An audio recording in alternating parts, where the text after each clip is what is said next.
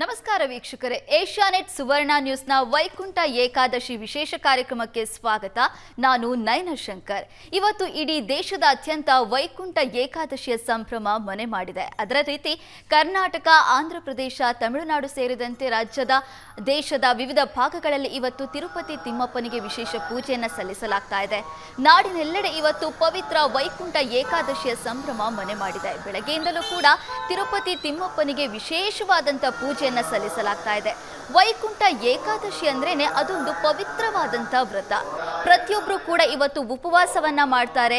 ಸ್ವರ್ಗದ ಬಾಗಿಲು ತೆರೆಯುತ್ತೆ ಅಂತ ಹೇಳ್ತಾ ವೈಕುಂಠ ಏಕಾದಶಿಯನ್ನ ಇವತ್ತು ಆಚರಣೆ ಮಾಡಲಾಗ್ತಾ ಇದೆ. ನಾವು ದೃಶ್ಯದಲ್ಲಿ ಕೂಡ ಗಮನಿಸ್ತಾ ಇದ್ದೀವಿ. ವೈಕುಂಠ ಏಕಾದಶಿಯ ಸಂಭ್ರಮ ಇಡೀ ರಾಜ್ಯದಲ್ಲಿ ಯಾವ ರೀತಿಯಾಗಿ ಆಗ್ತಾ ಇದೆ ಅನ್ನುವಂಥದ್ದು. ಭಕ್ತರು ದೇವಸ್ಥಾನಗಳಿಗೆ ತೆರಳ್ತಾ ಇದ್ದಾರೆ, ವಿಶೇಷ ಪೂಜೆಯನ್ನು ಸಲ್ಲಿಸ್ತಾ ಇದ್ದಾರೆ. ವರ್ಷದಲ್ಲಿ ಒಟ್ಟು 24 ಏಕಾದಶಿಗಳು ಬರುತ್ತೆ. ಅದರಲ್ಲಿ ವೈಕುಂಠ ಏಕಾದಶಿಗೆ ವಿಶೇಷವಾದಂಥ ಮಹತ್ವವಿದೆ. ವೈದಿಕ ಜ್ಯೋತಿಷ್ಯದ ಪ್ರಕಾರ ಈ ದಿನದಂದು ವಿಷ್ಣುವಿನ ನಿವಾಸದ ದ್ವಾರಗಳು ಓಪನ್ ಆಗುತ್ತವೆ, ತೆರೆಯುತ್ತೆ ಅಂತೆ.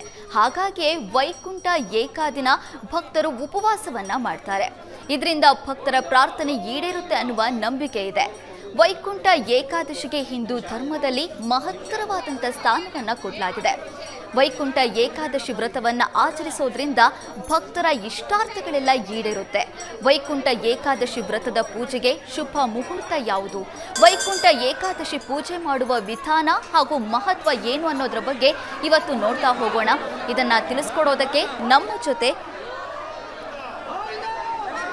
ವೈಕುಂಠ ಏಕಾದಶಿಯ ಆಚರಣೆ ಹೇಗೆ ಮಾಡಬೇಕು, ಅದರ ಮಹಿಮೆ ಏನು, ಉಪವಾಸ ಯಾವ ರೀತಿ ಮಾಡಬೇಕು, ಉಪವಾಸ ಮಾಡೋದ್ರಿಂದ ಏನೆಲ್ಲ ಫಲಗಳು ಸಿಗುತ್ತೆ ಅನ್ನೋದನ್ನ ಇವತ್ತು ನೋಡ್ತಾ ಹೋಗೋಣ.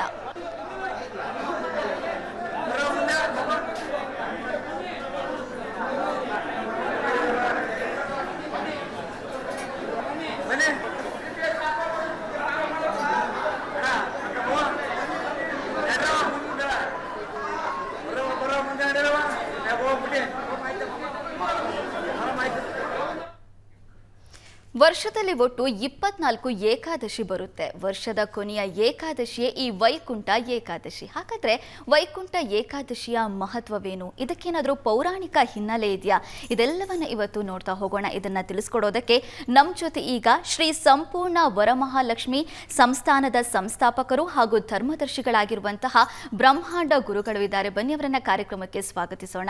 ಕಾರ್ಯಕ್ರಮಕ್ಕೆ ಸ್ವಾಗತ ಗುರುಗಳೇ. ನಮಸ್ಕಾರ. ಇವತ್ತು ವೈಕುಂಠ ಏಕಾದಶಿ ಇದೆ. ಈ ವೈಕುಂಠ ಏಕಾದಶಿಗೆ ಏನಾದರೂ ಪೌರಾಣಿಕ ಹಿನ್ನೆಲೆ ಇದೆಯಾ ಗುರುಗಳೇ? ಯಾವ ರೀತಿಯಾಗಿ ಆಚರಣೆ ಬಂತು ಅನ್ನೋದನ್ನ ತಿಳಿಸೋದಾದ್ರೆ? ಖಂಡಿತ. ಎಲ್ಲ ದೇವಾನುಗ್ರಹ ಭಕ್ತ ಪ್ರಿಯರೇ, ಪ್ರಿಯ ವೀಕ್ಷಕರೇ, ತಮ್ಮೆಲ್ಲರಿಗೂ ಆಧಾರದ ಸ್ವಾಗತ, ಸುಸ್ವಾಗತ. ಅಸಾಧ್ಯ ಸಾಧಕ ಸ್ವಾಮಿನ್ ಅಸಾಧ್ಯಂ ದವಕಿಂವದ ಶ್ರೀರಾಮದೂತ ಕೃಪಾ ಸಿಂಧು ಮತ್ಕಾರ್ಯ ಸಾಧ್ಯ ಪ್ರಭು ಶ್ರೀಹರಿ ಶ್ರೀಕಾಂತ ಹರಿ ಶ್ರೀನಿವಾಸ ಗೃಹೇಶ್ವರಿ ಶ್ರೀ ವೆಂಕಟಾದ್ರಿ ನಿವಾಸನೆ ಶ್ರೀ ಪದ್ಮಾವತಿ ಸುಮಂಗಲಿ ಕಲ್ಯಾಣಾದ್ಭುತ ಕಾತ್ರಾಯ ಕಾಮಿತ ಪ್ರದಾಯ ನಿತ್ಯಂ ಶ್ರೀಮದ್ ವೆಂಕಟನಾಥಾಯ ಶ್ರೀನಿವಾಸಾಯ ತೇ ನಮಃ.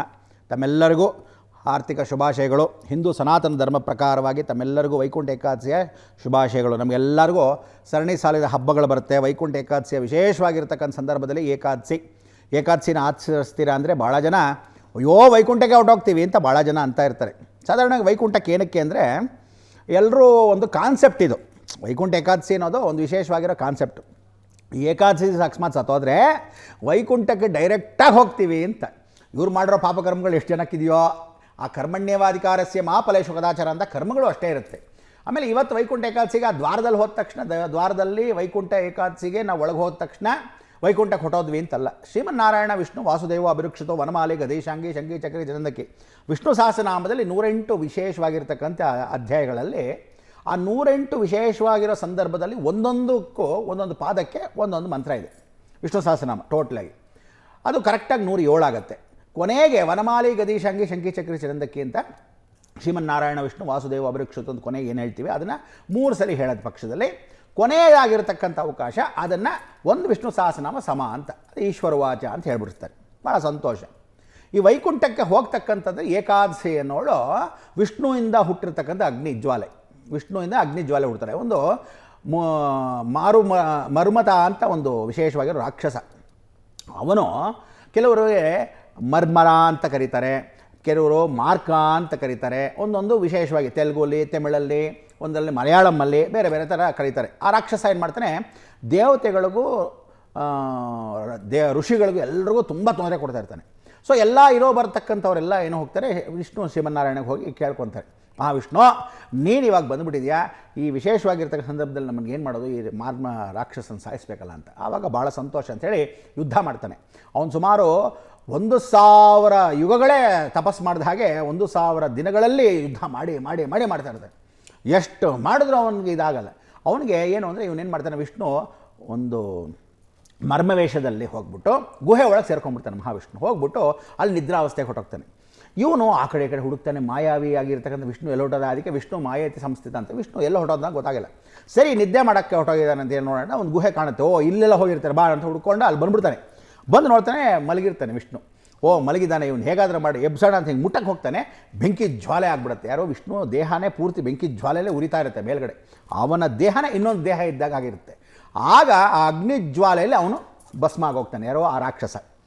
ಓ ಭಸ್ಮ ಆಗೋದನ್ನ ಅಂದಾಗ ಅವಳು ಹೊರಭಾಗದಲ್ಲಿ ಅಗ್ನಿ ಬರ್ತಾಳೆ, ನಿನ್ನನ್ನು ನಾನು ಕಾಪಾಡಬೇಕಾದ್ರೆ ನೀಲಾದ್ರಿ ಆಗಿರ್ತಕ್ಕಂಥಲ್ಲೇ ನೀಲಾವಾಸವಾಗಿರ್ತಕ್ಕಂಥ ವೆಂಕಟೇಶ್ವರನ ಅವತಾರದಲ್ಲಿ ನಾನು ಮತ್ತೆ ತಿರುಗಿ ಪುನರ್ ಪ್ರಕಟ ಆಗ್ತೀನಿ ಅಂತ. ಅದಕ್ಕೆ ನೀಲಾದ್ರಿ ಅಂತ ಏನು ಕರೀತಾರೆ, ನೀಲಾದೇವಿ ಅಂತ ಅವಳ ಹೆಸರು. ಅವಳು ಆ ನೀಲಾಲು ಅಂದರೆ ಕೂದಲನ್ನು ಕೊಡ್ತಕ್ಕಂಥವಳು. ಅವಳು ಪುನರ್ಜನ್ಮ ಆಗಿ ಬಂದಾಗ ಮತ್ತೆ ಸೇವೆ ಮಾಡ್ತಾಳೆ. ಅವನಿಗಿರ್ತಕ್ಕಂಥ ಕೂದಲು ಹೊಟ್ಟೋದಾಗ ವೆಂಕಟೇಶ್ವರನಿಗೆ, ಆಗ ತನ್ನ ಕೂದಲನ್ನ ಕಿತ್ತುಬಿಟ್ಟು ಅವನಿಗೆ ಇಡ್ತಾಳೆ ಅಲಂಕಾರ, ಇನ್ನು ಇಂಥ ಸೌಂದರ್ಯ ಹೊಟ್ಟೋಯ್ತಲ್ಲ ಅಂತ. ಅವಳ ಮೊದಲ ಅವತಾರವೇ ಇವಳ ಆಗಿರ್ತಕ್ಕಂಥ ಅಗ್ನಿ ಆಗಿರ್ತಾಳೆ. ಇವಳಿಗೆ ಒಂದು ಹೆಸರು ಇಡ್ತಾಳೆ ಏಕಾದಶಿ ಅಂತ. ಸೊ ಇವಳ ಹೆಸರೇ ಏಕಾದಶಿ. ಸೊ ಆವತ್ತಿಂದ ಯಾರು ಏಕಾದಶಿ ದಿವಸ ಅಂದರೆ ಈ ದಿನದಲ್ಲಿ ಅವಳನ್ನ ಯಾರು ಸ್ಮರಣೆ ಮಾಡ್ತಾರೋ ಅವರಿಗೆ ವೈಕುಂಠಕ್ಕೆ ನಾನು ಕರ್ಕೊಂಡು ಹೋಗ್ತೀನಿ ಅಂತ ಮಾತು ಕೊಡ್ತಾನೆ. ಯಾರಿಗೆ? ಅವಳಿಗೆ. ನನ್ನ ಸೇವೆಯನ್ನು ನೀನು ಎಷ್ಟು ಚೆನ್ನಾಗಿ ಮಾಡಿದೆಯೋ, ನಿನ್ನ ಸೇವೆಯನ್ನು ಯಾರು ಮಾಡ್ತಾರೋ ಅಂದರೆ ಇವತ್ತು ಹೋಮ ಹವನಗಳು ಅದನ್ನು ಮಾಡ್ತಾರೆ. ಉಪವಾಸ ಅಂತ. ಉಪವಾಸ ಅಂದರೆ ಏನಂದರೆ ಸಾಧಾರಣ ಉಪವಾಸ ಮಾಡುವಂತಲ್ಲ, ಹೊಟ್ಟೆ ಒಳಗೆ ಒಂದು ಅಗ್ನಿ ಜ್ವಾಲೆ, ಹೊಟ್ಟೆ ಕಿಚ್ಚು ಅಂತಿರುತ್ತೆ. ಭಾಳ ಜನಕ್ಕೆ ಕಿಚ್ಚು ಅಂತಿರುತ್ತೆ. ಕಿಚ್ಚು ಅಂದರೆ ಬೆಂಕಿನೇ. ಅದಕ್ಕೆ ಬ್ರಾಹ್ಮಣರಲ್ಲಿ ನಾವೆಲ್ಲ ಏನು ಮಾಡ್ತೀವಿ, ಗಾಯತ್ರಿ ಜಪವನ್ನು ಮಾಡಿ ಯಜ್ಞೋಪವೀತವನ್ನು ಧಾರಣೆ ಮಾಡಿದಾಗ ಗಾಯತ್ರಿಯನ್ನು ಎಷ್ಟು 1000 ಸರಿ ಹೇಳ್ಕೊತೀವೋ ಅಷ್ಟು ವಿಶೇಷವಾಗಿರ್ತಕ್ಕ ಆ ಅಗ್ನಿನ ಆವತ್ತಿನ ದಿವಸ ಆರಿಸ್ತಕ್ಕಂಥದ್ದು. ಸೊ ಪ್ರತಿದಿನ ಸಂಧ್ಯಾ ವಂದನೆ ಅಗ್ನಿನ ಶಮನ ಮಾಡ್ತಕ್ಕಂಥ ಅವಕಾಶ. ಆ ಅಗ್ನಿನೇ ಏಕಾದಶಿ. ಸೊ ನಾವುಗಳೆಲ್ಲ ಸಂಧ್ಯಾವನ ಮಾಡ್ತೇವೆ. ಬೇರೆಯವ್ರು ಹೆಂಗೆ ಮಾಡ್ತಾರೆ, ಅವ್ರಿಗೆಲ್ಲ ಸಂಧ್ಯಾವನೆ ಗೊತ್ತಿಲ್ಲ, ಉಪನಯನ ಗೊತ್ತಿಲ್ಲ, ಹೇಗೂ ಗೊತ್ತಿಲ್ಲ, ಯಾವುದೇ ಜನ್ಮಗಳು ಗೊತ್ತಿಲ್ಲ. ಆವಾಗ ಅವರಿಗೆಲ್ಲ ಏನು ಮಾಡ್ತಾರೆ, ಅಗ್ನಿ ಒಳಗಡೆ ಇರೋ ಕಿಚ್ಚು ಅಂತಕ್ಕಂಥದ್ದು ಅದನ್ನು ಯಾವತ್ತೂ ಕಮ್ಮಿ ಮಾಡಬೇಕು, ಶಮನ ಮಾಡಬೇಕು. ಶಮನ ಮಾಡೋದು ಹೆಂಗೆ ಅಂದರೆ ಯಾವ ಕಾಲಕ್ಕೂ ಹೀಟಿನ ಪದಾರ್ಥಗಳು ತಿನ್ನಬಾರ್ದು, ವಾಯು ಪದಾರ್ಥಗಳು ತಿನ್ನಬಾರ್ದು, ಉಷ್ಣದ ಪದಾರ್ಥ ತಿನ್ನಬಾರ್ದು, ಅಗ್ನಿ ಪದಾರ್ಥ ತಿನ್ನಬಾರ್ದು. ಅಗ್ನಿ ಅಂದರೆ ಜಾಸ್ತಿ ಖಾರ ತಿನ್ನತಕ್ಕಂಥ ಹಸಿಮೆಣಸಿನ್ಕಾಯಿ ಇಂಥದ್ದೆಲ್ಲ ತಿನ್ಬಿಡ್ತಾರಲ್ಲ ಅಂಥದ್ದೆಲ್ಲ. ಸೊ ಇವತ್ತೆಲ್ಲ ಒಣಮೆಣಸಿನ್ಕಾಯಿ ತಿಂಡಿಗಳಿನಲ್ಲಿ, ಆಮೇಲೆ ಯಾವುದೋ ವಾಯು ಪದಾರ್ಥಗಳು ಇಲ್ಲದೇ ಇದ್ದಾಗೆ ಕುಟ್ಟ ಅವಲಕ್ಕಿ ತಿಂತಕ್ಕಂಥದ್ದು, ಮುಸ್ರೆ ಇಲ್ಲದೇ ಇರತಕ್ಕಂಥದ್ದು, ಹುಳಿ ಸಾಂಬಾರು ಗೆಂಬಾರು ಬೇಳೆ ಗಿಳೆ ಅಂಥದ್ದು ಯಾವುದೂ ಇಲ್ಲದೆ ಎಲ್ಲವೂ ಅವಲಕ್ಕಿಮಯವಾಗಿರ್ತಕ್ಕಂಥದ್ದು. ಸೊ ಅವಳ ಏಕಾದಶಿಯ ಒಂದು ಕಾರ್ಯಕ್ರಮಕ್ಕೆ ಇವತ್ತು ವೈಕುಂಠ ಏಕಾದಶಿಗೆ ಪ್ರತಿ ತಿಂಗಳು ಏಕಾದಶಿ 2 ಬರುತ್ತೆ. ಒಂದು ಪೂರ್ತಿಯಾಗಿರ್ತಕ್ಕಂಥ ಶುಕ್ಲ ಪಕ್ಷ, ಕೃಷ್ಣ ಪಕ್ಷದಲ್ಲಿ ಆ ಏಕಾದಶಿ ಬರುತ್ತೆ, ಈ ಏಕಾದಶಿ ಬರುತ್ತೆ. ಇವರು ಏನು ಯಾವ ಪಕ್ಷದಲ್ಲಿ ನಾವು ಏಕಾದಶಿ ಮಾಡ್ಬೋದಾ ಅಂದರೆ ತಿಂಗಳಿಗೆ 2 ಏಕಾದಶಿ, ಅದರಲ್ಲಿ ಶ್ರೀದೇವಿ ಭೂದೇವಿ ಸಮೇತ. ಆಮೇಲೆ ಎಲ್ಲರೂ ಪದ್ಮಾವತಿ ಅನ್ಕೊಂಡ್ಬಿಟ್ಟಿದ್ದಾರೆ ಭಾಳ ಜನ. ಪದ್ಮಾವತಿ ಅನ್ಕೊಂಡ ತಕ್ಷಣ ಎಲ್ಲರೂ ಈ ಕೆಳಗಡೆ ತಿರುಪತಿ ಬೆಟ್ಟದ ಕೆಳಗಿರೋ ಪದ್ಮಾವತಿ ಬಂದು ಓ ಲಕ್ಷ್ಮಿ ಅನ್ಕೊಂಡ್ಬಿಟ್ಟಿದ್ದಾರೆ. ಖಂಡಿತ ಅಲ್ಲ. ಕೆಳಗಡೆ ಇರ್ತಕ್ಕಂಥವಳೆ ಭೂದೇವಿ. ಅವಳು ಆಂಡಾಳು ಏನಾಗಿರ್ತಾಳೆ ಅವಳೇ ನಿಜವಾದ ಲಕ್ಷ್ಮಿ ಸ್ವರೂಪ. ಈ ಪದ್ಮಾವತಿ ಅಂತ ತಗೊಂಡು ಲಕ್ಷ್ಮಿ ಅಲ್ಲ, ಪದ್ಮಾವತಿ ಬಂದು ಸ್ವಯಂ ಭೂದೇವಿ. ಅದಕ್ಕೆ ಅವಳು ಭೂದೇವಿಯಷ್ಟು ಸೇವೆ ಇನ್ಯಾರೂ ಮಾಡಲ್ಲ. ಸೊ ಅದಕ್ಕೆ ತಿರುಪತಿ ಬೆಟ್ಟದ ಮೇಲೆ ತಿರುಮಲ ವೆಂಕಟೇಶ್ವರ ಇವಳು ಭೂಮಿಯಲ್ಲಿ ಕಾಯ್ಕೊಂಡು ಆ ಭೂಮಿ ಜೊತೆಗೆ ಧರೆಯನ್ನೇ ಇವಳು ಕಾಪಾಡ್ಕೊಂಡು ಕೂತಿರೋದು. ಆ ಹಾವುಗಳನ್ನ 7 ಹಾವುಗಳನ್ನ ಕಾಯ್ಕೊಂಡಿರೋದು. ಸೊ ತಿರುಪತಿ ಶ್ರೀನಿವಾಸನ ವೆಂಕಟೇಶ್ವರನ ದರ್ಶನ ಮಾಡ್ತಾರೆ. ಆಮೇಲೆ ಯಾರು ಇವತ್ತೆಲ್ಲ ವೈಕುಂಠ ಏಕಾದಶಿಗೆ ಭಾಳ ಜನ ತಿರುಪತಿಗೆ ಹೋಗ್ತಿಲ್ಲ. ಜಾಗ್ರತೆ ಜಾಗ್ರತೆ ಜಾಗ್ರತೆ. ಯಾಕಂದರೆ ಮೊನ್ನೆ ತಾನೇ 3 ಪ್ಲಾನೆಟ್ಸ್ ಎಲ್ಲ ಚೇಂಜ್ ಆಗಿದೆ, ಒಂದಕ್ಕೊಂದು ಪಕ್ಕದಲ್ಲಿ ಬಂದಿದೆ. ಸೊ ಅನಾಹುತಗಳಾಗ್ತಕ್ಕಂಥ ಶತಸಿದ್ಧ. ಇವರು ಪೆದ್ದುಗಂಡು ಎಷ್ಟೋ ಜನ 10 ದಿವಸ ಇಡ್ತಾರಂತೆ ವೈಕುಂಠ ಏಕಾದಶಿ. ಯಾವನ ತಲೆ ನನ್ನ ಮಗ ಹೇಳೋದ್ನೋ ಗೊತ್ತಿಲ್ಲ. ವೈಕುಂಠ ಏಕಾದಶಿ ಒಂದೇ ದಿನ. ಅವನು ಅಕಸ್ಮಾತ್ ಯಾವನೋ ಬರ್ತಾನೆ, ರಾಜಕೀಯದವನು ಬರ್ತಾನೆ ಇವನಿಗೋಸ್ಕರ ಅಥವಾ ಜನಗಳಿಗೆ ಅನುಕೂಲಕ್ಕೋಸ್ಕರ ಅಲ್ಲ. ನಾನು ತೆಗೆದಿರೋದು ಒಂದೇ ದಿವಸ. ಹಾಸನಾಂಬೆಗೆ ಹಂಗೆ ಮಾಡಿದ್ರು. ಒಂದು ದಿವಸ ತೆಗೆಯೋ ಹಾಸನಾಂಬೆ 3 ದಿವಸ ಮಾಡಿದ್ರು, ಆಮೇಲೆ 5 ದಿವಸ ಮಾಡಿದ್ರು, ಆಮೇಲೆ 15 ದಿವಸ ಮಾಡಿದ್ರು. ಹಾಗೆ ಈಗ 10 ದಿವಸ ತಿರುಪತಿಲಿ ವೆಂಕಟರಮಣನಿಗೆ 10 ದಿವಸ ತೆಗೆದಿರ್ತಾರಂತೆ ವೈಕುಂಠ ದ್ವಾರ. ಹಾಗೆಲ್ಲ ಮಾಡೋ ಶಾಸ್ತ್ರ ಇಲ್ಲ. ಆಮೇಲೆ ವೈಕುಂಠ ಏಕಾದಶಿ ದಿವಸ ಯಾರ್ಯಾರು ದರ್ಶನ ಮಾಡ್ತಾರೆ, ವೈಕುಂಠ ದ್ವಾರ ಅಂದರೆ ಏನು ಹೇಳುತ್ತೆ, 50 ಅಡಿ ಗೋಪುರದ ಒಂದು ಗೋಪುರ, ರಾಜಗೋಪುರ ಇರಬೇಕು. ಅದು ಕಾಲು ಪಾದಕ್ಕೆ ಅಂತ. ಆ ಪಾದದಲ್ಲಿ ದೊಡ್ಡ ಬಾಗಿಲು ಒಂದು 30 ಅಡಿ ಬಾಗಿಲಿರುತ್ತೆ, ಮಿನಿಮಮ್ 30 ಅಡಿ ಬಾಗಿಲು. 50 ಅಡಿ ಬಾಗಿಲು ದೊಡ್ಡದಿರುತ್ತೆ. ಅದರಲ್ಲಿ ಚಿಕ್ಕ ಬಾಗಿಲು ತೆಗೆದ್ರೆ ತಲೆಬಾಗಿ ಸ್ವರ್ಗದ ಬಾಗಿಲು ಅಂತ. ಅವತ್ತು ಉತ್ತರದ ಬಾಗಿಲು, ಉತ್ತರ ಉದಯೋನ್ಮುಖಿ. ಸೊ ಉತ್ತರದ ಭಾಗದಲ್ಲಿ ಯಾರು ಹೋಗ್ತಾರೋ ಒಳಗಡೆ ಅಂದರೆ ವೈಕುಂಠಕ್ಕೆ ಹೋಗ್ತಕ್ಕಂದ್ರೆ ಉತ್ತರ ಭಾಗ. ಯಾವ ಮನೆ ಉತ್ತರ ಇರುತ್ತೆ, ಉತ್ತರೇ ಉದಯೋನ್ಮುಖಿ. ಅವತ್ತು ಉದಯೋನ್ಮುಖಿ ಆಗ್ತಾನೆ. ಹೋಗ್ತಕ್ಕಂಥವನು ಮೋಕ್ಷ ಪಡಿತಾನೆ. ಮೋಕ್ಷ ಮುಕ್ತಿಯನ್ನು ಪ್ರಾಪ್ತಿ ಅಂತ. ಮುಕ್ತಿ ಅಂದರೆ ತಿರುಗಿ ವಾಪಸ್ ಬರದೇ ಇದ್ದವನು. ಮೋಕ್ಷ ಅಂದರೆ ಹೋಗಿ ವಾಪಸ್ ಬರೋನು. ಪುನರ್ಜನ್ಮ ಪುನರಪಿ ಜನನಂ ಪುನರಪಿ ಮರಣಂ ಅಂತ. ಸೊ ಇದೆಲ್ಲ ಆಗೋದ್ರಿಂದ ನೀವು ಇವತ್ತು ವೈಕುಂಠ ಏಕಾದಶಿಗೆ ಎಲ್ಲರೂ ಜ್ಞಾಪಕ ಎಷ್ಟೋ ಜನ ದೇವಸ್ಥಾನದವರು ಇವತ್ತು ಆಲ್ರೆಡಿ ನೋಡಿದ್ದೀನಿ. ಎಲ್ಲ ದೇವಸ್ಥಾನದವರು ಭಾಳ ಜನ ಪೆದ್ದಾಗಿ ಏನು ಮಾಡಿಬಿಟ್ಟಿದ್ರೆ ದೇವ್ರನ್ನ ಹೋಗಬೇಕಾದ್ರೆ ನಮಸ್ಕಾರ ಮಾಡ್ಕೊಂಡು ಹೋಗೋ ಥರ ಮಾಡಿದ್ದೀರಾ. ಖಂಡಿತ ಹಾಗೆಲ್ಲ ಮಾಡಬೇಡಿ. ಯಾವ ಕಾಲಕ್ಕೂ ತಿಳ್ಕೊಳ್ಳಿ, ಗಮನ ಇಟ್ಕೊಳ್ಳಿ. ದೇವರುಗಳು ನಮ್ಮನ್ನು ನೋಡಬೇಕು, ಅವನು ಉತ್ತರ ನೋಡಬೇಕು. ಉತ್ತರದ ಭಾಗದಲ್ಲಿ ನಿಂತ್ಕೊಂಡು ದೇವಸ್ಥಾನದ ಉತ್ತರದ ಬಾಗಿಲು ಅಂತ ಅದು ಸಪ್ರೇಟ್ ಇರುತ್ತೆ, ಅವನು ಹೊರಗಡೆ ಉತ್ತರ ನೋಡಬೇಕು. ಅದರಿಂದ ಜನನ ಒಳಗೆ ಬರಬೇಕು. ಉತ್ತರದ ಬಾಗಿಲಿಂದ ಜನ ಒಳಗೆ ಬಂದು ನಮಸ್ಕಾರ ಮಾಡಿಕೊಂಡು ನಾನು ಬೇತವಾಗಿ ಆಗೋಗಿದ್ದೀನಿ, ಭೂತವಾಗಿ ಹೋಗಿದ್ದೀನಿ, ನಾವೆಲ್ಲ ಸತ್ತೋಗಿದ್ದೀವಿ ಅಂತ ಹೇಳಿ ಒಂದು ಕಾನ್ಸೆಪ್ಟ್ ಅಂದರೆ ಮನೋವರಿಕೆ ಆಗಲಿ. ವೈಕುಂಠಕ್ಕೆ ಏಕಾದಶಿಗೆ ಯಾರು ಕೈಲಾಸಕ್ಕೆ ಅಥವಾ ವೈಕುಂಠಕ್ಕೆ ನಾವು ಡೈರೆಕ್ಟಾಗಿ ಹೋಗೋಕ್ಕಾಗಲ್ಲ. ಅಂದರೆ ಋಷಿಮುನಿಗಳು ಅವಾಗೆಲ್ಲ ಹೋಗೋರು, ನೇರವಾಗಿ ಹೋಗ್ತಾ ಇದ್ದರೆ 7 ಬಾಗಿಲುಗಳು ತೆಗಿತಾ ಇರ್ತಿದ್ದಂತ. ಆಗ ಜಯ ವಿಜಯರಲ್ಲೇ ಇದ್ದಿದ್ರು, ಮಹಾವಿಷ್ಣು ದರ್ಶನ ಮಾಡ್ತಿದ್ರು ಅಂತ ಅದೊಂದು ವಿಶೇಷವಾಗಿ. ಅದಕ್ಕೆ 7 ಬಾಗಿಲುಗಳು ಕೆಲವರು ಹಾಕುವಾಗ ಏನು ಮಾಡಿದ್ರು, ಈ ಬಾಗಲ ಒಂದು ದ್ವಾರದಲ್ಲಿ ಒಂದು ಚಿಕ್ಕ ಬಾಗಿಲನ್ನ ಯಾರು ಕಿಂಡಿ ಅಂತ ತೆಗಿತಾರೆ. ಅದಕ್ಕೆ ಇಂಗ್ಲೀಷಲ್ಲಿ ಹೇಳ್ತಾರೆ, when all doors R close one window will open. ನೀ ಬದುಕು ಹೋಗು, ಜೀವನ ನಿನ್ನ ಕಾಪಾಡ್ತೀನಿ ಹೋಗು. ಆ ಕಾಪಾಡ್ತೀನಿ ಅನ್ನೋದು ಅನಾಥೋ ದೇವರಕ್ಷಕ, ಆಪದ್ ಬಾಂಧವ ಅನಾಥ ರಕ್ಷಕ ಆಗಿರೋ ಮಹಾವಿಷ್ಣು ಈ ವೈಕುಂಠ ದ್ವಾರದಲ್ಲಿ ವೈಕುಂಠ ಏಕಾದಶಿ ದಿವಸ ಉತ್ತರಕ್ಕೆ ನೋಡ್ತಾನೆ. ನಾವು ಅವನ್ನ ನಮಸ್ಕಾರ ಮಾಡ್ಕೊಂಡು ಉತ್ತರ ದ್ವಾರದಿಂದ ದೇವರ ದರ್ಶನಕ್ಕೆ ಒಳಗಡೆ ಹೋಗಬೇಕು ಅಂತ. ಕೆಲವರು ಏನು ಮಾಡ್ಬಿಡ್ಯಾರೆ, ದೇವ್ರನ್ನ ದಕ್ಷಿಣಕ್ಕೆ ತಿರುಗಿಸ್ಬಿಟ್ಟಿರ್ತಾರೆ. ಯಾವಾಗಂದ್ರೆ ಎಲ್ಲೊಂದ್ರೆ ಅಲ್ಲಿ ಬಾಗಿಲು ಇಟ್ಬಿಡ್ತಾರೆ, ಎಲ್ಲಂದ್ರೆ ಅಲ್ಲಿ ಉತ್ಸವ ಮೂರ್ತಿ ಇರ್ತಾರೆ. ಪಾಪ ಇಸ್ಕಾನ್ನವ್ರು ಕರೆಕ್ಟಾಗಿ ಇಟ್ಟಿದ್ದಾರೆ. ಏನು ಅಂದರೆ ಅವ್ರಿಗೆ ಉತ್ತರ ದ್ವಾರ ಅಂತ ಸಪ್ರೇಟ್ ಇದೆ, ಪೂರ್ವ ದ್ವಾರ ಸಪ್ರೇಟ್ ಇದೆ. ಆ ಉತ್ತರ ದ್ವಾರದಲ್ಲಿ ಉತ್ತರಕ್ಕೆ ದೇವ್ರನ್ನ ಇಟ್ಟಾಗ ಉಯ್ಯಾಲೆ ಕೆಳಗೆ ತೂಗಿ ಅವನ ಕೆಳಗೆ ನಮಸ್ಕಾರ ಮಾಡಿಕೊಂಡು ನನ್ನ ವೈಕುಂಠ ಕರ್ಸ್ಕೊಂಡ್ಬಿಡ್ತಿದ್ದೆ, ಭಾಳ ಸಂತೋಷ ಅಂತ ಒಳಗಡೆ ಹೊರಟೋಗ್ತೀವಿ. ಇದು ವೈಕುಂಠ ಏಕಾದಶಿಯ ಒಂದು ಮಹಿಮೆ ಕಾನ್ಸೆಪ್ಟು. ಸೊ ಈ ಕಾನ್ಸೆಪ್ಟಲ್ಲಿ ಏನು ಮಾಡಿದ್ದಾರೆ, ಎಲ್ಲರೂ ಯದ್ಭಾವಂ ತದ್ಭವತಿ. ಕೆಲವರೆಲ್ಲ ತಿನ್ನಕ್ಕೆ ಮೊದಲು ದೇವರ ದರ್ಶನ ಮಾಡೋಣ, ಕೆಲವರು ತಿಂದ ಮೇಲೆ ದೇವರ ದರ್ಶನ ಮಾಡೋಣ ಬೆಳಗಿನ ಜಾವ. ಆಮೇಲೆ ಏನು ಹೇಳುತ್ತೆ ಅಂದರೆ, ಇದು ಯಾವಾಗಲೂ ವೈಕುಂಠ ಏಕಾದಶಿ ಬರೋದೇನು ಅಂದರೆ ಧನುರ್ಮಾಸದಲ್ಲಿ. ಧನುರ್ಮಾಸ ಏನಂದರೆ 3 ಗಂಟೆ ಬೆಳಗ್ಗೆ, ಇನ್ನೊಂದು 14ನೇ ತಾರೀಕುವರೆಗೂ ಇದೆ ಧನುರ್ಮಾಸ. ಸೊ ಇದು ಮುಗಿಯೋವರೆಗೂ ಏನಾಗುತ್ತೆ, 3 ಗಂಟೆಗೆ ಬೆಳಗ್ಗೆ ಎದ್ದು ಪ್ರಾತಃ ಕಾಲಂ, ಅದಕ್ಕೆ ವಿಶೇಷವಾಗಿ ಪ್ರಾತಃಕಾಲ ಬ್ರಹ್ಮ ಮುಹೂರ್ತ ಅಂತ ಕರಿತೇವೆ. ಆ ಬ್ರಹ್ಮ ಮುಹೂರ್ತ ಅಂದರೆ ಅರುಣೋದಯಕ್ಕೆ ಮೊದಲೇ ಯಾರು ದರ್ಶನವನ್ನು ಮಾಡ್ತಾರೆ, ಅರುಣೋದಯಕ್ಕೆ ಮೊದಲೇ ಬೇಗ ಎದ್ದು ದೀಪ ಹಚ್ತಾರೆ. ಸೊ ನೀವೆಲ್ಲ ಏನು ಅಂದರೆ ಭಾಳ ಜನ ಏನು ಮಾಡ್ತಾರೆ, ಓ ವೈಕುಂಠ ಏಕಾದಶಿ ದಿವಸ ನಾವೆಲ್ಲ ದರ್ಶನಕ್ಕೆ ಹೋಗ್ತಾ ಇದ್ದೀವಿ, ಭಾಳ ಸಂತೋಷ ಅಂತ. ಕೆಲವರು ಏನು ಅಂದರೆ ದಿನ ಬೇಗ ಹೇಳ್ದೇ ಇದ್ದವರಿಗೆ ಇದೊಂದು ಕಾನ್ಸೆಪ್ಟ್, ಓಹ್ ಬೇಗ ಎದ್ದು ಹೋಗ್ಬೇಕಂತ ಧನುರ್ಮಾಸ ಅಂತ, ಎದ್ದಾದರೂ ಎದ್ದು ಹೋಗಿ ಅಂದ್ಕೊಂಡು. ಆಮೇಲೆ ಊಟ ಉಪಚಾರಗಳು ಇವತ್ತು ಯಾವ ಕಾರಣಕ್ಕೂ ಎಲ್ಲ ವೀಕ್ಷಕರಿಗೂ ಹೇಳ್ತಕ್ಕಂಥದ್ದು ಸುವರ್ಣ ಮುಖಾಂತರ. ಇವೆಲ್ಲ ಹೋಗಿ ಬಂದಿರ್ತೀರಾ, ಟಿ ವಿ ನೋಡ್ತಾ ಇರ್ತೀರಾ, ಒಂದಷ್ಟು ಜನ ಎಲ್ಲರೂ ಹೋಗ್ತಿರ್ತಾರೆ, ಮೊಬೈಲ್ ನೋಡ್ತಿರ್ತೀರ. ಜ್ಞಾಪಕ ಇಟ್ಕೊಂಡು ಎಲ್ಲರೂ ಇವತ್ತು ಉಪಹಾರಗಳನ್ನ, ಫಲಹಾರ ಬೇರೆ ಉಪಹಾರ ಬೇರೆ, ಎಲ್ಲಿ ಏನು ಮಾಡ್ತೀನಿ ಅಂದರೆ ಫಲಹಾರ ಮಾಡ್ತಾನೆ. ಫಲಹಾರ ತಿನ್ಬೋದು. ಫಲಹಾರ ಅಂದರೆ ಇವತ್ತೇನು ಅಂದರೆ ಎಷ್ಟೋ ಜನ ಏನು ಮಾಡ್ತೀನಿ ಅಂದರೆ ಫಲಹಾರ, ತಿಂಡಿಗೂ ಫಲಹಾರ ಅಂದ್ಬಿಡ್ತಾರೆ. ಫಲಹಾರ ಅಂದರೆ ಹಣ್ಣುಗಳು ಮಾತ್ರ ಕತ್ತರಿಸ್ಕೊಂಡು ತಿನ್ನೋದು, ಹಾಲು ಹಣ್ಣುಗಳು ತಿನ್ಬೋದು ಅಂತ. ಇಲ್ಲದೇ ಇದ್ದರೆ ಉಪಹಾರಗಳು ತಿನ್ನೋ ಹಾಗಿದ್ರೆ ಗೋಧಿ ಪದಾರ್ಥದ್ದು, ರವೆ ಪದಾರ್ಥದಲ್ಲಾಗಿದೆ ನುಚ್ಚು ಗೋಧಿನಲ್ಲಿ ಮಾಡ್ಕೊಳ್ತಕ್ಕಂಥದ್ದು, ಅಥವಾ ರಾಗಿನಲ್ಲಿ ಹಾಕ್ತಕ್ಕಂಥದ್ದು, ಹುರಿ ಹಿಟ್ಟು ಮಾಡ್ಕೊಂಡು ತಿನ್ನುವಂಥವ್ರು ಮಾಡ್ಕೋಬೋದು. ಯಥಾಶಕ್ತಿ ಅವರವ್ರ ಶಕ್ತಿ ಅನುಸಾರ. ಮುಸುರೆ ಮೈಲಿಗೆ ಅಂತ ಅನ್ನವನ್ನು ಸ್ವೀಕರಿಸಬಾರ್ದು ಅಂತ ಹೇಳುತ್ತೆ ಇವತ್ತು. ಸೊ ಅದಕ್ಕೋಸ್ಕರ ಪೂರ್ಣ ವಿಷ್ಣು ಅನುಗ್ರಹವನ್ನು ಪಡಿತಕ್ಕಂಥ ಇವತ್ತು ಒಂದೇ ವಿಷ್ಣು ಬಹುಭಯಹರಂ ಸರ್ವಲೋಕೈಕನಾಥಂ.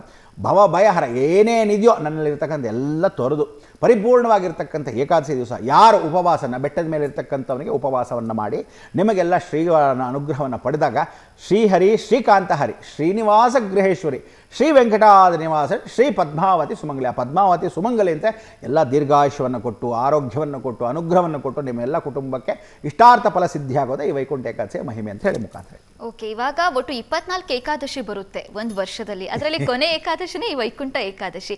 ಆ ಎಲ್ಲ ಏಕಾದಶಿಗಿಂತ ವೈಕುಂಠ ಏಕಾದಶಿ ಯಾವ ರೀತಿ ಭಿನ್ನ ಗುರುಗಳೇ? ಏನು ಅಂದರೆ ವೈಕುಂಠ ಏಕಾದಶಿ ಭಿನ್ನ ಅಂತ ಇಲ್ಲಮ್ಮ, ಎಲ್ಲ ಏಕಾದಶಿನೂ ಒಂದೇ. ಒಂದೊಂದು ಏಕಾದಶಿಗೆ ಏನು ಹೇಳುತ್ತೆ, ಒಂದೊಂದು ತಿಂಗಳು ಬರುತ್ತೆ. ಮಾತು ಸಂಪ್ರದಾಯ ಏನು ಹೇಳುತ್ತೆ ಅಂದರೆ, ಅನ್ನ ಪದಾರ್ಥವನ್ನೇ ಈಗ ಚಾತುರ್ಮಾಸ ಅಂತ ಕರೀತೀವಿ. ಚಾತುರ್ಮಾಸದಲ್ಲಿ ಏನು ಮಾಡ್ತಾರೆ, ಒಂದೊಂದು ಬೇಳೆ ಮಾತ್ರ ತೊಗೊಂಡು ಅವತ್ತ ಊಟವನ್ನು ಮಾಡ್ತಾರೆ. ಬೇರೆ ಪದಾರ್ಥಗಳನ್ನ ಯಾವುದೂ ತಿನ್ನಬಾರ್ದು. ಅಂದರೆ ಆ ತಿಂಗಳಲ್ಲಿ ಅದೇ ಬೇಳೆಯನ್ನೇ ತಿನ್ನಬೇಕು. ಸೊ ಈ ಏಕಾದಶಿ ಮಾಡಿದಾಗ ಒಬ್ಬೊಬ್ಬನು ವಿಶೇಷವಾಗಿ, ಇವನಿಗೆ ದಶಾವತಾರಗಳಿದೆ, ಯಾರಿಗೆ, ಮಹಾವಿಷ್ಣುವಿಗೆ. ಅದರಲ್ಲಿ 2 ಅವತಾರ ಎಷ್ಟು, 12 ಅವತಾರನೂ ಇದೆ. ಸೊ 12 ಒಂದು ವರ್ಷದಲ್ಲಿ 12 ಏಕಾದಶಿಯಲ್ಲಿ ವೈಕುಂಠ ಏಕಾದಶಿಗೆ ಶ್ರೀಮನ್ನಾರಾಯಣ ಅಂದರೆ ಅವನಿಗೆ ಕೊನೆಯ ಅವತಾರಕ್ಕೆ ವಾಪಸ್ ಹೋಗ್ತಾನೆ ಅಂತ. ಸೊ ಕಲಿ ಪುರುಷ ಹುಟ್ಟಕ್ಕೆ ಮೊದಲು ಕೃಷ್ಣನ ಅವತಾರವೇ ಏಕಾದಶಿ ಅಂತ. ಸೊ ಕೃಷ್ಣ ಹೇಳ್ಕೊಟ್ಟಿರೋ ದ್ವಾಪರಯುಗದ ಏಕಾದಶಿ ಶ್ರೇಷ್ಠವಾಗಿದ್ದೆ ಈಗ ಧನುರ್ಮಾಸದ ಏಕಾದಶಿ. ಅದಕ್ಕೋಸ್ಕರ ಎಲ್ಲರೂ ಏನಂದರೆ ಕೃಷ್ಣಮ್ಮಂದೇ ಜಗದ್ಗುರು ಅಂತ ಅವನ್ನ ಪ್ರಾರ್ಥನೆ ಮಾಡ್ತಾರೆ. ನೀವು ಹೇಳಿದ 24ರಲ್ಲಿ ತಿಂಗಳಿಗೆ 2 ಬರತಕ್ಕಂಥದ್ದು, 12ರಲ್ಲಿ ಏನು ಮಾಡ್ತೀವಿ ಅಂದರೆ ಎಲ್ಲ ಏಕಾದಶಿಗಳನ್ನು ಮತ್ಸ್ಯಾವತಾರ, ಕೂರ್ಮ, ವರಹ, ನರಸಿಂಹ, ವಾಮನ, ಪರಶುರಾಮ, ರಾಮ, ಕೃಷ್ಣ, ಬೌದ್ಧ, ಕಲಿ ಅಲ್ಲಿವರೆಗೂ ತೊಗೊಂಡ್ಬಿಡ್ತೀವಿ. ತದನಂತರ ಇನ್ನು 2ನ್ನ ತೊಗೊತೀವಿ. ಅದು ಯಾವಾಗ ತೊಗೊತೀವಿ, ಮಾಘ ಮಾಸ, ಕಾರ್ತಿಕ ಮಾಸಕ್ಕೆ ತೊಗೊತೀವಿ. ಇವರಿಬ್ಬರನ್ನ ಯಾವಾಗ ತೊಗೊತೀವಿ, ಬೌದ್ಧ, ಮಹಾವೀರ ಬುದ್ಧನೂ ಇಬ್ಬರೂ ಮಹಾವಿಷ್ಣುನೇ. ಸೊ ಬುದ್ಧ ಯಾವಾಗ ಅವನು ಆಗ್ತಾನೆ ಅಂದರೆ ನಿರ್ವಾಣ ಸ್ವರೂಪಕ್ಕೆ, ಇನ್ನು ಜಗತ್ತಲ್ಲಿ ಏನೂ ಬೇಡ ಅಂತ ಹೊಟ್ಟೋದಾಗ ಅವನೇನು ಮಾಡ್ತಾನೆ, ಬಲರಾಮ ಅವತಾರ ಅಂತ ಇವರು ಕೆಲವರು ದಶಾವತಾರದಲ್ಲಿ ಹೇಳ್ಬಿಡ್ತಾರೆ. ರಾಮಾವತಾರ ಆದಮೇಲೆ ಕೃಷ್ಣ ಅವತಾರ ಆದಮೇಲೆ ಬಲರಾಮ ಅವತಾರ ಅಂದ್ಬಿಡ್ತಾರೆ. ಕಲಿ ಬರಕ್ಕೆ ಮೊದಲು ಹೇಳ್ಬಿಡ್ತಾರೆ. ಅವ್ನು ನಿರ್ವಾಣ ಸ್ವರೂಪ ಬೌದ್ಧೇನ ಬುದ್ಧೇ. ಅದಕ್ಕೆ ಶಂಕರಾಚಾರ್ಯ ನೋಡ್ತಾರಂತೆ ಬೌದ್ಧೇಶ ಬುದ್ಧಿ ಅಂತ, ಅಂದರೆ ಜಗತ್ತೆಲ್ಲನೂ ಬುದ್ಧಂ ಶರಣಂ ಗಜ್ಜಾಮಿ ಅಂತ ಹೊಟ್ಟೋಗ್ತಿದ್ರು. ಇನ್ನು ಇವ್ರು ಹೊಟ್ಟೋಗ್ತಾರೆ, ಈ ಕಡೆ ತಿರುಗಿಸ್ಬೇಕು ಅಂತ ಶಂಕರಾಚಾರ್ಯ ಆವಾಗ ಭಜಗೋವಿಂದಂ ಹೇಳ್ಬಿಟ್ಟು ಬೌದ್ಧೇಶ ಬುದ್ಧೇಶ ಸ್ವಯಂ ವಿಷ್ಣು ದಿವಾಕರ ಅಂತ ಕರೆದು ಆ ದಿವಾಕರನ್ನ ಏನು ಮಾಡ್ತಾರೆ, ತಿರುಗಿಸ್ತಾರಂತೆ ಸೂರ್ಯನ. ಆವತ್ತು ಅವನ್ನ ಸೂರ್ಯನ ಹೆಸರು ಸೂರ್ಯನಾರಾಯಣ ಅಂತ, ನಾರಾಯಣನೇ ಅವನ ಅವತಾರ ಅಂತೇಳಿ ಸೂರ್ಯನ ತಿರುಗಿಸಿದಾಗ ದಿವಾಕರ ನಮಸ್ತು ಮೆಂಬಲ್ಲೋಕ ಪುಷ್ಪಸಂಕಾಶಂ ಹಾರ ಕುಂಡಲ ಶೋಭಿತೆ ಏಕಚಕ್ರಂದರಂದ್ಯಂ ತಂ ಸೂರ್ಯಂ ಪ್ರಣಮಾಮಿ. ಅದಕ್ಕೆ ಆವಾಗ ರಥಸಪ್ತಮಿ. ಸೊ ರಥಸಪ್ತಮಿ ಸಮಯದಲ್ಲಿ ಬೌದ್ಧಾವತಾರ ಆಗಿದೆ. ಏನು ಮಾಘ ಮಾಸ ಬಂದಿರತಕ್ಕಂಥ ಸ್ನಾನ ಮಾಡ್ತೀವಿ ಆ ಸಮಯಕ್ಕೆ ಬುದ್ಧಾವತಾರ ಆಗುತ್ತೆ. ಸೊ ಆವಾಗ ಮಹಾವೀರ, ಇಲ್ಲಿ ಬುದ್ಧ, ಆ ಎರಡನ್ನ ಡಿವೈಡ್ ಮಾಡಿದಾಗ 24 ಜನನಲ್ಲಿ 10 ಅವತಾರಗಳನ್ನ ಒಂದೊಂದು ಏಕಾದಶಿಗೆ ವಿಶೇಷವಾಗಿ ಶ್ಲೋಕ ಮಾಡ್ಕೊಳ್ಳೋದು. ಸೊ ಇವತ್ತಿಗೂ ನಾರಾಯಣನ ಸ್ಮರಣೆ ಅಂದರೆ ಮತ್ಸ್ಯಾವತಾರ ನಾರಾಯಣ, ಅದಕ್ಕೆ ಅವನ್ನ ಪ್ರಥಮ ನಾರಾಯಣ ಅಂತ ಕರೀತಾರೆ.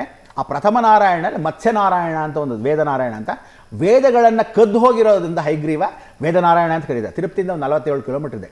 ಅಲ್ಲಿ ಇವತ್ತಿಗೂ ಭೂಲೋಕದ ಮೊಟ್ಟ ವಿಷ್ಣು ದೇವಸ್ಥಾನ ಎಲ್ಲಾದರೂ ಇದೆ ಅಂದರೆ ಭೂಲೋಕದಲ್ಲಿ ಅಲ್ಲೇ ಇರೋದು. ಗುಡಿಮಲ್ಲಂ ಅಂತ ಒಂದು ವಿಶೇಷವಾಗಿ ನಕ್ಷತ್ರ ಇದೆ. ಅಲ್ಲಿ ಪರಶುರಾಮೇಶ್ವರ ಅಂತಿದ್ದಾನೆ. ಅಲ್ಲಿ ಈಶ್ವರನ ಈಶ್ವರನ ದೇವಸ್ಥಾನ, ಇವನು ಮೊಟ್ಟ ವಿಷ್ಣು ದೇವಸ್ಥಾನ. ಸೊ ಇಡೀ ಭೂಮಂಡಲಕ್ಕೆ ಇವರಿಬ್ಬರ ಏಕಾಂತವಾಗಿರ್ತಕ್ಕಂಥ ಹರಿಹರ ಸ್ವರೂಪ. ಅದಕ್ಕೆ ಇವತ್ತಿಗೂ ಯಾರಾದರೂ ವೈಕುಂಠ ಏಕಾದಶಿ ದಿವಸ ಈಶ್ವರ ನಮಸ್ಕಾರ ಮಾಡಬೇಕು, ಈಶ್ವರನ್ನ ಶಿವರಾತ್ರಿ ದಿವಸ ವಿಷ್ಣು ನಮಸ್ಕಾರ ಮಾಡಬೇಕು. ಶಿವಸ್ಯ ಹೃದಯ ವಿಷ್ಣು ವಿಷ್ಣುಸ್ಕ ಹೃದಯ ಶಿವ, ಅವಾಗ ತುಂಬ ಇಷ್ಟ ಅವನಿಗೆ ಅಂತ. ಅದಕ್ಕೆ ಯಾವತ್ತೂ ಶ್ರೀಮನ್ನಾರಾಯಣ ಶ್ರೀನಿವಾಸನ ದರ್ಶನ ಮಾಡಬೇಕಾದ್ರೆ ವೈಭವೋಪೇತ, ಇವನು ನಿರ್ವಾಣಪೇತ. ಅದಕ್ಕೆ ನಿರ್ವಾಣದಲ್ಲಿ ಕೂತ್ಕೊಂಡು ಏನೂ ಬೇಡ ಅಂತಾನೆ ಈಶ್ವರ, ಇವನು ಅಲಂಕಾರವಾಗಿ ಏನು ಮಾಡ್ಕೊಂಡಿರ್ತಾನೆ ವೈಭವ. ಸೊ ತಿರುಪತಿಗೆ ಹೋಗ್ತಕ್ಕಂಥವ್ರು ಬಹಳ ಜನ, ಬೆಟ್ಟದ ಮೇಲೆ ಹೋಗ್ತಕ್ಕಂಥವ್ರು, ಕ್ಯೂವಲ್ಲಿ ನಿಂತಿರ್ತಕ್ಕಂಥವ್ರು, ಸಾರ್ವಜನಿಕವಾಗಿರೋರು, ವಯಸ್ಸಾದವರು, ಉಸಿರಾಡೋಕ್ಕೆ ತೊಂದರೆ ಇರ್ತಕ್ಕಂಥವ್ರು, ಶುಗರು BP ಇರ್ತಕ್ಕಂಥವ್ರು, ಮಕ್ಕಳು ಇಟ್ಕೊಂಡಿರ್ತಕ್ಕಂಥವ್ರು, ಕಂಬಿಗಳ ಮಧ್ಯದಲ್ಲಿ ಓಡಾಡ್ತಕ್ಕಂಥವ್ರು, ಜಾಗ್ರತೆ ಜಾಗ್ರತೆ ಜಾಗ್ರತೆ. ಅದರಿಂದ ಎಲ್ಲರೂ ಎಚ್ಚರಿಕೆಯಿಂದ ಹುಷಾರಾಗಿ ದೇವರ ದರ್ಶನವನ್ನು ಮಾಡಿದಾಗ, ಏನು ಕ್ಯೂವಲ್ಲಿ ಹೋಗ್ತೀರಾ, ದೇವರ ದರ್ಶನವನ್ನು ಕೇಳ್ಕೊಂಡಾಗ ಮುಕ್ತಿ ಮಾರ್ಗವನ್ನು, ಮೋಕ್ಷ ಮಾರ್ಗವನ್ನು ಬಹಳ ಮುಖ್ಯ. ಕೆಲವರು ಮೋಕ್ಷ ಕೇಳ್ಕೊಂಡ್ರೆ ವಾಪಸ್ ಬರ್ತೀವಿ ಅಂತ, ಮುಕ್ತಿ ಕೇಳ್ಕೊಂಡ್ರೆ ಬೇಡಪ್ಪ ಸಾಕಿನ್ನ ಈ ಜನ್ಮ ಅನ್ನೋ ಪ್ರಾರ್ಥನೆ.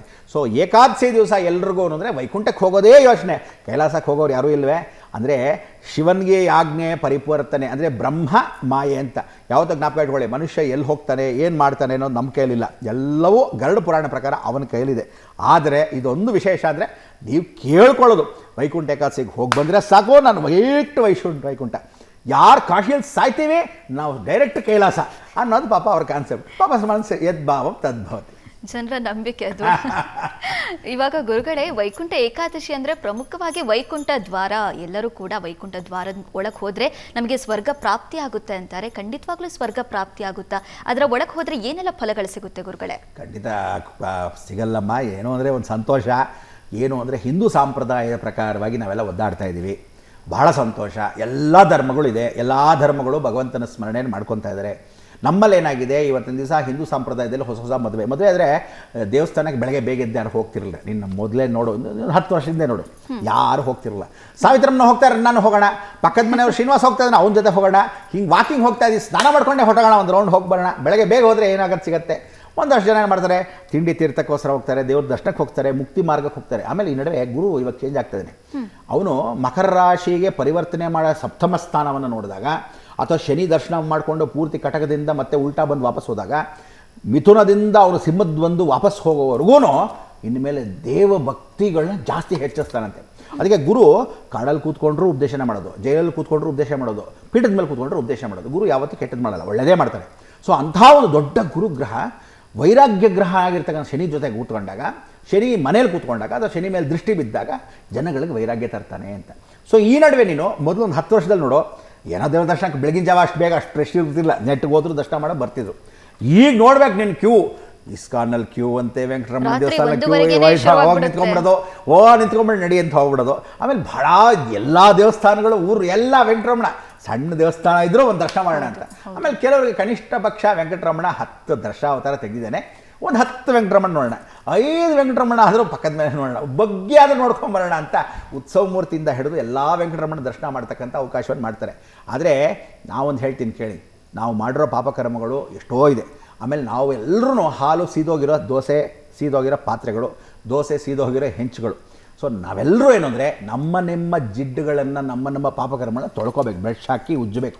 ಸೊ ಕರ್ಮಗಳನ್ನು, ಹಾಲು ಒಡೆದೋಗಿರೋ ಪಾತ್ರನ ಕೆಲವು ಹೊಸ ಪಾತ್ರನ ತೊಗೋಬೇಕು, ಕೆಲವು ಹಳೆ ಪಾತ್ರನ ಉಜ್ಜಬೇಕು.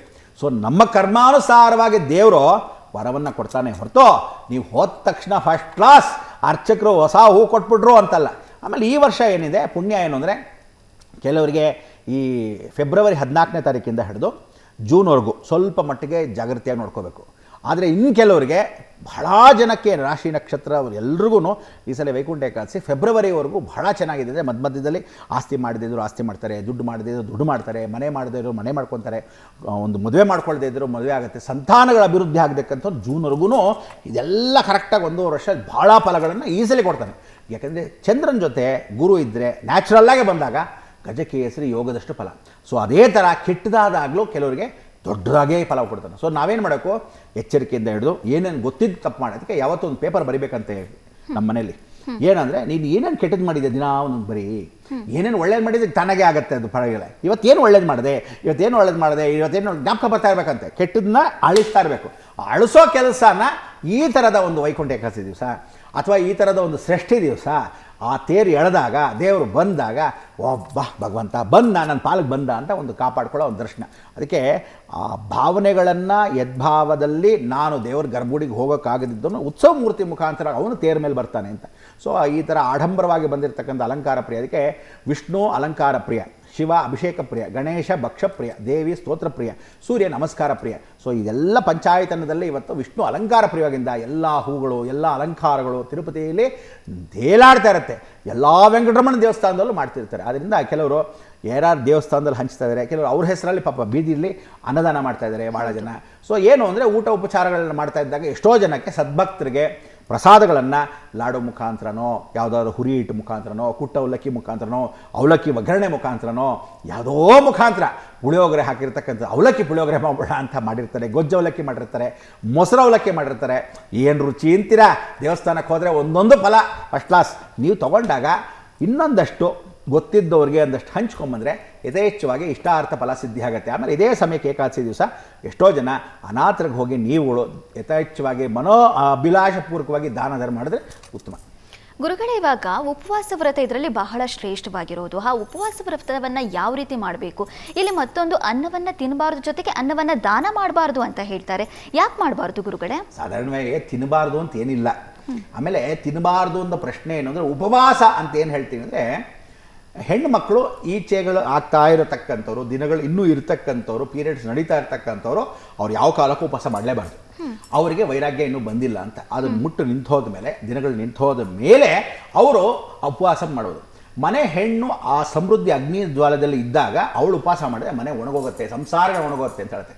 ಅಟ್ಲೀಸ್ಟ್ ಅದಕ್ಕೆ ಹೆಂಗಸನ್ನ ಒಂದಿಷ್ಟಾದರೂ ಹಣ್ಣು, ಒಂದಿಷ್ಟಾದರೂ ಹಾಲು, ಒಂದಿಷ್ಟಾದರೂ ತೆಗೆದು ಪೂಜೆ ಉಪಚಾರಗಳು ಮಾಡಬೇಕೆ ಹೊರತು ಫುಲ್ ಉಪವಾಸ ಮನೆ ಹೆಣ್ಣು ಮಕ್ಕಳು ಮಾಡಬಾರ್ದು.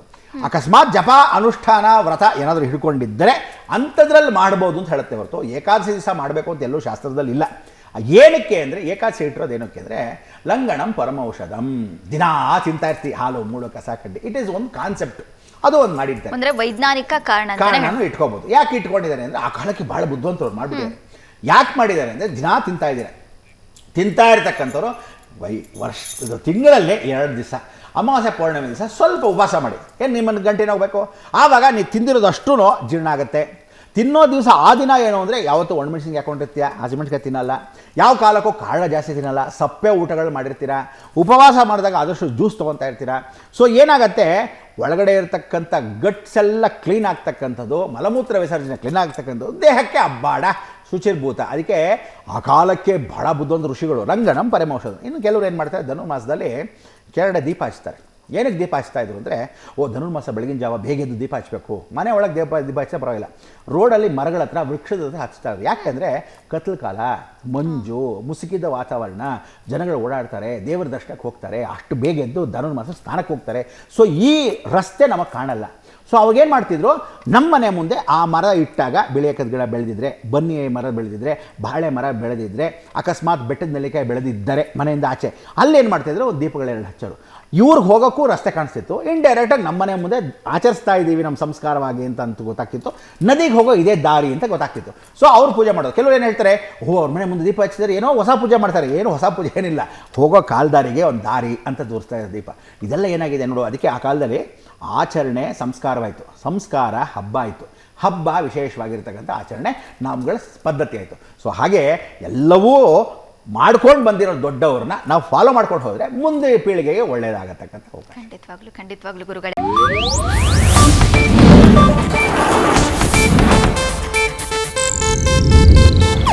ಇದು ಏಷ್ಯಾನೆಟ್ ನ್ಯೂಸ್ ನೆಟ್ವರ್ಕ್ ಪ್ರಸ್ತುತಿ.